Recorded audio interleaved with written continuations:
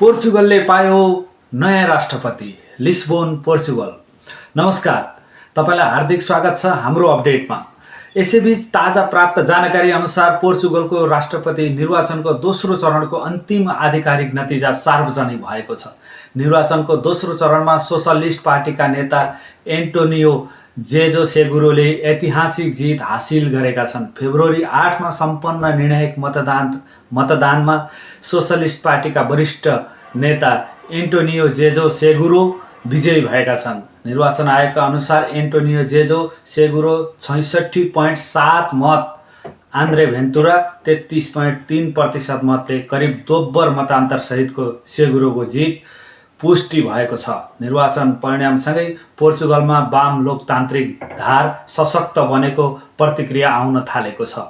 हेर्दै रहनुहोला हाम्रो अपडेट। अहिले छुटिन्छु, नमस्कार।